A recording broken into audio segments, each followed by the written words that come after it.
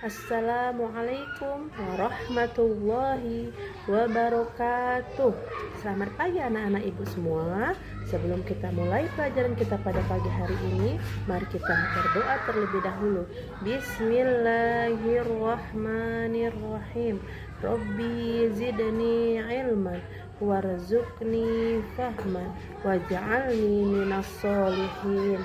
Ya Tuhanku, tambahkanlah kepadaku ilmu dan berilah karunia untuk dapat memahaminya, dan jadikanlah aku termasuk golongan orang-orang yang soleh. Amin. Nah, sekarang apa kabar anak-anak ibu semuanya? Alhamdulillah, luar biasa. Allahu Akbar. Yes, sukses. Adapun tujuan pembelajaran kita pada pagi hari ini, yang pertama, menjelaskan pesan pokok Quran surah Al-Hujurat surah ke-49 ayat 13 dengan baik, dan yang kedua, membuat paparan tentang pesan pokok Quran surah Al-Hujurat surah ke-49 ayat 13 dengan baik. Belajar membaca Al-Quran dengan tartil merupakan langkah pertama yang harus ditempuh oleh anak-anak muslim. Kenapa? Karena Al-Quran merupakan pedoman hidup, maka harus dipahami isinya. Kegiatan ini memahami pesan pokok Quran surah Al-Hujurat surah ke-49 ayat 13 untuk menjadikan paduan hidup di tengah keagamaan dan perbedaan manusia. Nah, sekarang anak-anak perhatikan gambar berikut. Di gambar yang pertama ada dua anak yang berbeda jenis kelamin. Di gambar yang kedua berbeda suku dan bangsa. Dan gambar yang ketiga berbeda agama yang dianut. Nah, Allah menciptakan manusia dengan aneka ragam. Ini adalah anugerah dari Allah yang patut kita syukurin. Allah Subhanahu wa Ta'ala melalui Al-Quran memberikan gambaran kepada kita tentang keragaman manusia.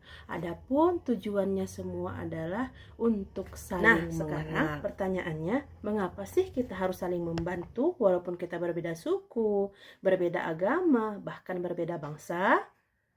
Karena dapat menumbuhkan rasa persaudaraan. Karena kita saling membutuhkan antara satu dan yang lainnya, serta dapat menciptakan persatuan dan kesatuan. Sekarang mari kita baca Quran surah Al-Hujurat surah ke-49 ayat 13. A'udzu billahi minasyaitonir rajim. Bismillahirrahmanirrahim. Ya ayyuhan nasu inna khalaqnakum min dzakarin wa untha waja'alnakum syu'uban wa qabaila lita'arafu. Inna akramakum indallahi atqakum. Innallaha alimun khabir.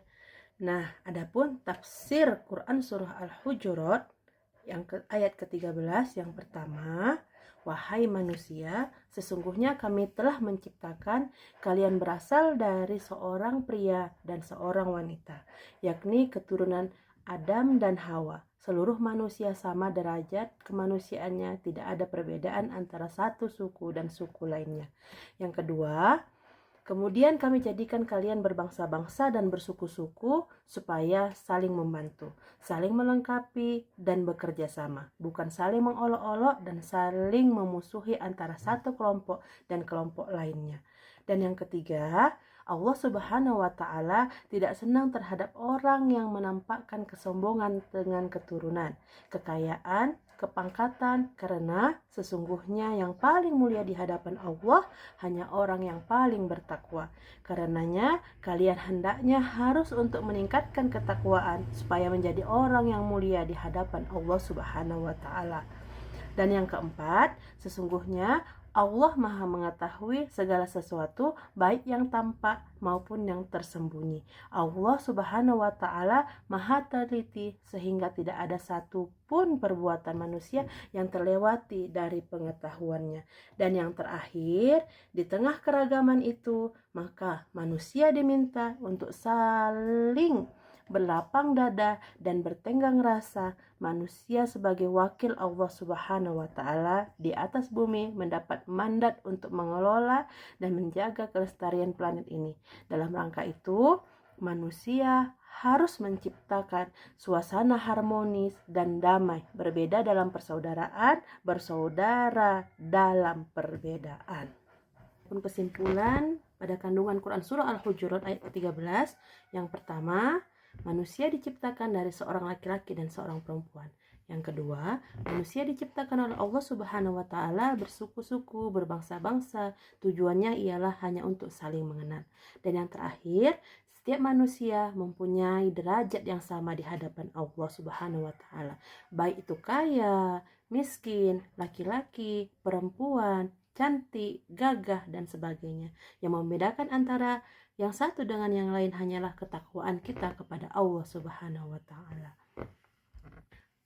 Baiklah, kita cukupkan pelajaran kita sampai di sini. Semoga Allah memberikan kita pemahaman dan kekuatan untuk mengamalkan ayat ini dalam kehidupan kita sehari-hari.